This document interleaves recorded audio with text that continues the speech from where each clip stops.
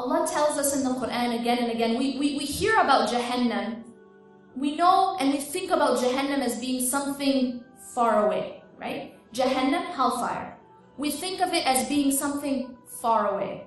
It's in the hereafter. Yeah, that torture and that torment is far away.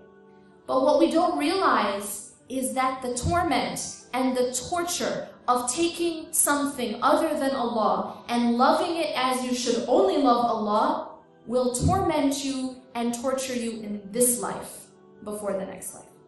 That same thing that answers all these questions, what do I think about most? What am I most afraid of losing? What makes me angry? What's the first thing on my mind? What do I think of in my salah? That same thing, whether it is your family, your kids, your husband, your status, your money, what's this person saying about me, what's that person saying about me, my image in front of people, what do people think, whatever it is, that same thing will become the cause of your greatest pain and torment. You see how it works? Allah has designed this universe in a specific way. Allah has designed the human heart in a specific way. When you change that design, when you go against that design, you feel the pain. Because you're going against the law of the universe. What is the law of the universe? La ilaha illallah. La ilaha illallah is not just a statement that we say. In fact, we say it many times a day, but it isn't just a statement. When you're saying La ilaha illallah, you are saying that there is nothing worthy of being put at the center of my life except for God.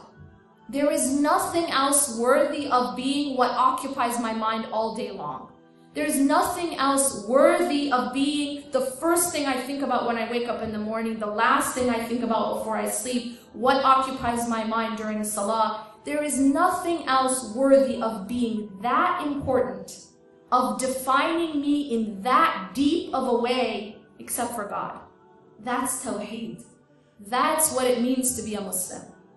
Allah has designed the world, the universe, the human being around La ilaha illallah. When you go against La ilaha illallah and you take your money and you make that your ilah, you will suffer. Because you're going against the law of the universe.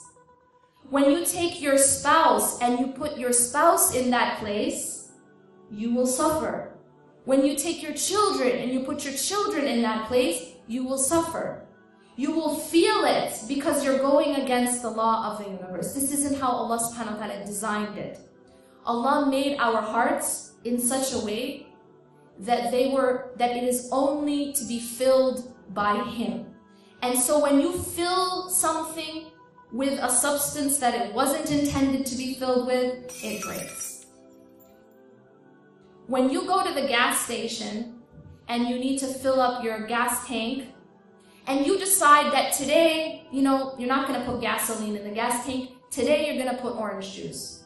Well, not a very smart decision, because what happens? What happens is your car is not going to work. And in fact, you will break that car. When you fill the gas tank with orange juice, you're filling it with something that it was not designed to be filled with.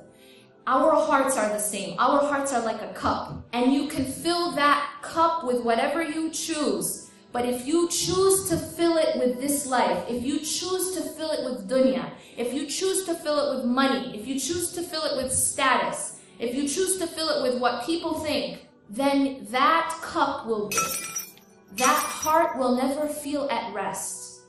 That heart will not feel peace until it is filled with what it was designed to be filled with.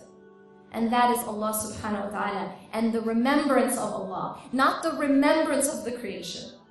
We should not be obsessing our minds and our hearts with anything other than our Creator.